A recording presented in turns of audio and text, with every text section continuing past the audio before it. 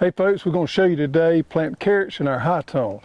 We got some unique products that we use to do this, makes gardening easy, and we're going to show you step by step how to do it. We got 4 different pelleted varieties from Johnny's. We're going to plant here. We got 5 rows, and what we did yesterday is we came in here and worked the soil because it's winter time, but we've had a warm spell, so we worked the soil real good with the oscillating hoe, the wheel hoe.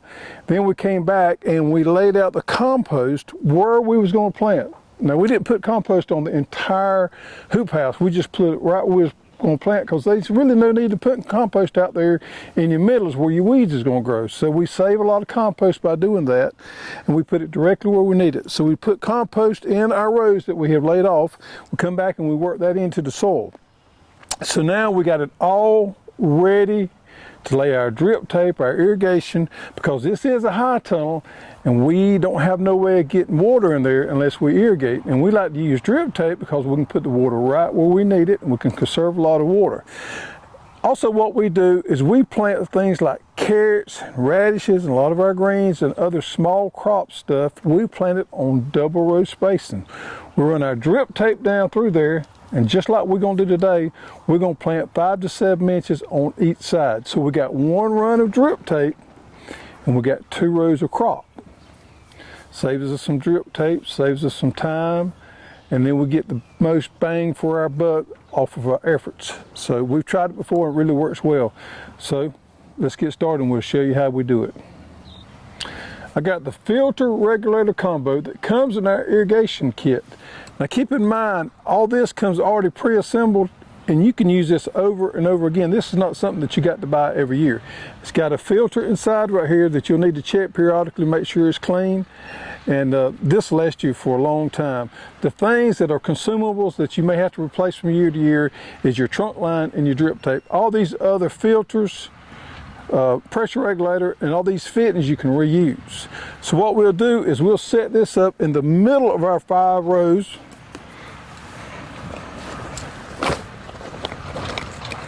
We'll take our T here, it's a barb fitting, and we'll put it right there where we can hook our water hose up there, so you don't have to run any permanent irrigation lines. So if you want to change things from year to year, you're free to do that, because this is going to sit on top of the ground. Water hose is going to fit right here, come off, and we're going to tee off. We're going to run 3 rows on one side and 2 rows on the other side. And you need to try to put this in the middle of your rows as much as you can, and that helps equalize your volume and your pressure coming out here. The rows here we put 4 foot apart, and we already got them marked off right there. We can tell exactly where we work the compost in, so we're going to use that as a line to lay our drip tape. There's 2 different ways you can put your drip tape down. You always need to bury it just a little bit. But with root crops, there's no need in burying our drip tape a lot, so we're not going to bust what we call a furrow down through there to lay our drip tape in. Now, if we was planting other things like tomatoes, corn, and things like that, we would do that to get our drip tape deeper. But with these root crops, we don't really care about getting our drip tape deep. We just want to get it covered up. So our soil is worked good, and we're just going to run right on top of that with our drip tape attachment, and we're going to mound up with our plows behind it and cover it up just a little bit, because we want that drip tape to bleed out, because we're going to plant on each side. So we want that water to bleed out to cover each side of the row that we're planting. With our new drip layer attachment, it makes a 2-man job a 1-man job. We just want to cover the tape up just a little bit, and at the end of the row right here, we got to make sure the tape is fixed, or we drag down through there. We're going to use our stake here, push down, and this is going to hold our drip tape stationary while we get started.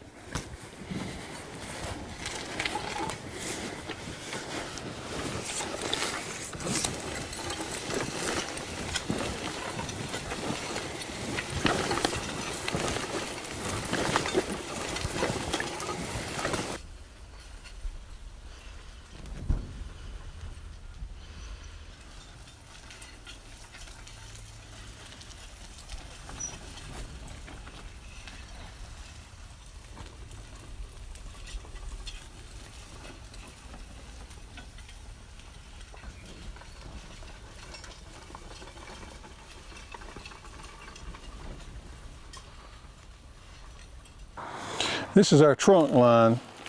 100 foot of it comes in our irrigation kit, and it's got a blue indicator line there. We'll lay this out, and if you work on a warm day when the sun is out, lay this out where you want it to go. Maybe stake the ends down and let it set for a couple of hours, and heating up from the sun will help this straighten out a little bit. It can be a little bit aggravating to deal with on a cold day because it has a memory from being rolled up. But we're going to lay it out. We'll cut it halfway, splice it in to our T right here, and we'll use the blue indicator line for all of our drip tape to go in at the same spot there. And we'll use this to punch in our holes for our drip starts. That way we have them all lined the same. Okay, we got our drip tape trunk line laid out. We got our drip tape in. We're ready to hook it up to the trunk line. A little tip right here is kind of pull them all up, try to get them as straight as you can. I got my blue indicator line down here where I'm going to punch my hole. Now this drip tape, it's important that you cut it straight. If you have trouble doing that with a knife, then just get you a pair of scissors. But cutting this straight right here is going to make it a lot easier to get on this right here and not have any leaks. So, there I got it. I got my blue indicator line right here, and I'm going to punch my hole. Take your hole punch, twist a little bit,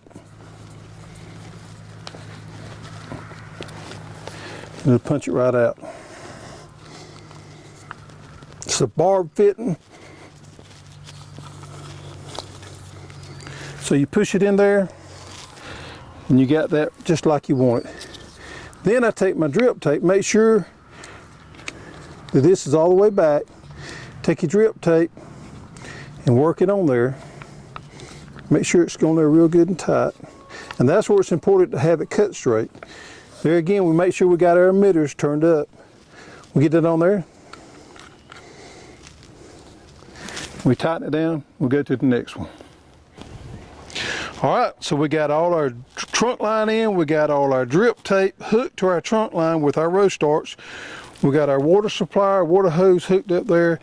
And I don't care how careful you are, you're going to get some dirt in those lines. So it's important when you start getting it all together, before you turn your close the system off, you want to flush these lines out good. And the first thing we do is flush out the trunk line.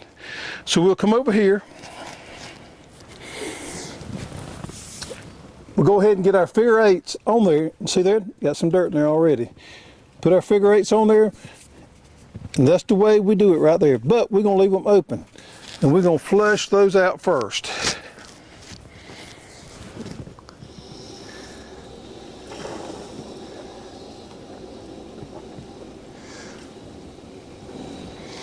I just leave my water running, let it run a minute. Nice and clean. Then we'll turn it around. Put my figure eight on there, and I'll go to the other side and do the same thing.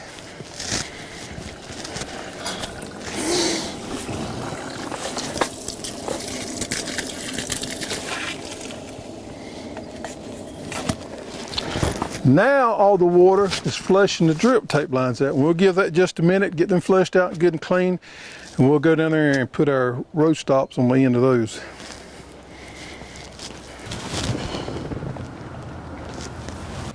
All right, we got our lines flushed out good. Remember, we had the stake sticking through the tape where we started when we was putting the drip tape out. I cut that bad area out. So now I got a nice clean cut. We're gonna put our row ends on. You got a big end, a little end. It goes into the little end. Double it up 2 or 3 times. And push it back in. Pull it kind of tight. There you go. Got my drip tape installed, got my water on. Every 12 inches this tape has got an emitter. So if I was planting something like tomatoes or peppers or type of transplant, I would leave it on, and every 12 inches I'd see that water bubble up and I automatically get my space and I plant right on top of those emitters. But with today planting these carrots, and we're planting these carrots about 2 inches apart, that really doesn't matter. But I have got it turned on just to test the system, make sure everything's right. If I got a nick in my tape or something like that, I'll go in there with my cupping and I'll splice it and get that fixed. So I'm gonna let it bubble up just a little bit, make sure everything's working good. Now this may seem like a lot of work up front. And it is, but it pays off on down the road. Putting this drip tape out saves you a world of time dragging water hoses around, sprinklers around, conserves your water, and you got to make your mind up that you're going to put it out first, and it's going to take a little extra work, but it's going to pay off there at the end. And after you do it 2 or 3 times, you'll understand exactly what I'm talking about. We're planting pelleted carrot seed today in the high tunnel. And the seed we got comes from Johnny. This is a purple haze. We've got 4 different varieties. This purple haze variety, and note there that the seed size says 13. Now these are pelleted seed, which work great in our cedar. The raw seeds don't work well in mechanical cedar, so you need to make sure if you plant carrots that you go with a pelleted seed. It makes life a lot simpler. This one here is a romance. It's a orange one. This one here is also an orange one. See it there again, size 13. And then we got rainbow, which is multicolor, same thing, size 13. Our standard plate that we say plants carrots is our number 3, and this is the way those seeds fit in there. But the great thing about our Hall cedar and our setup is these seed plates are easily customized to maybe change around to plant to your preference a little bit. So today we want to plant ours a little bit thicker because we're using the high tunnel and we're planting them with drip irrigation. So we want to plant them instead of 3 inches apart, we want to plant them a little over 2 inches apart. And I'm going to show you how to do that by customizing our seed plates. So here's our number 1 plate, and I'm going to use it for my template to lay off my holes. I've already pre-drilled this, but I'll show you how I did it. There you go, put it up against the back like that right there. Take you a small drill bit right there, and what you'll do is you'll go through there and mark off your holes. So hold it just like that right there, go through there and mark them off. Once you got those holes marked off, then we're going to take that small drill bit out that we use to mark our holes, and we're going to put a bigger drill bit in, the size that we want to drill the hole in the plate for our pelleted carrot seed. So we take it right there.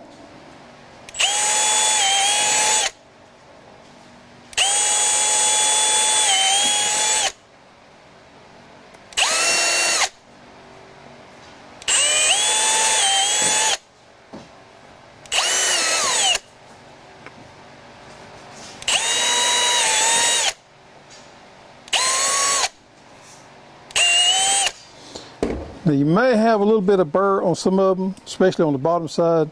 Just take your pocket knife, kind of clean that burr out just a little bit. This is a great machinable plastic. It's real easy to work with.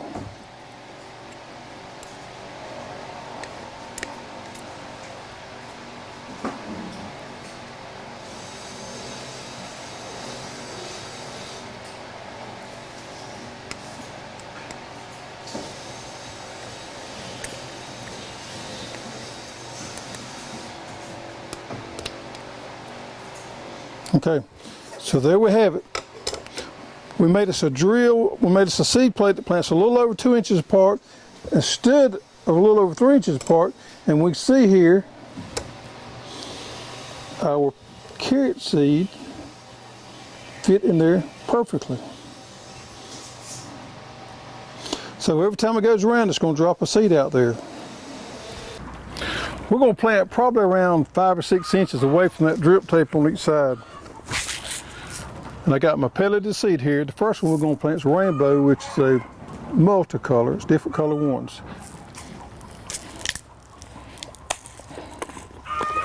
We got our good seed plate that we made. That we want to plant our carrots a little over 2 inches apart. We customize that. Pour some seed in there.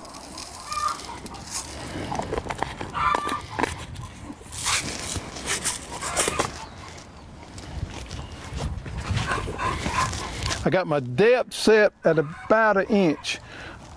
On these small seeds, you don't want to plant them real deep. The bigger the seed, the deeper you can plant them. These small seeds, anywhere from 3/4 of an inch to 1 inch is just about right. We got drip tape, so we're not worried about putting the seed down there where there's moisture at, because we're going to get the moisture to the seed.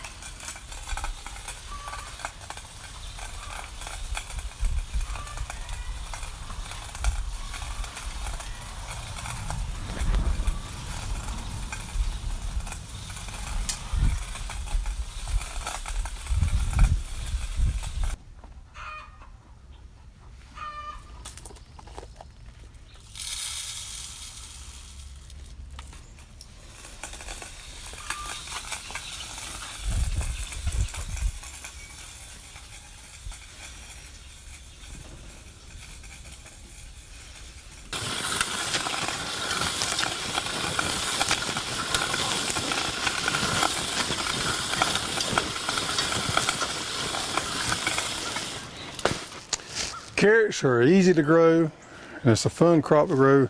They store well, they freeze well, and it's one of our favorite foods. So if you hadn't tried growing carrots, consider using the double row system with the drip tape. I think you'll have a good turnout. It's a great food source for the homestead. Give it a try.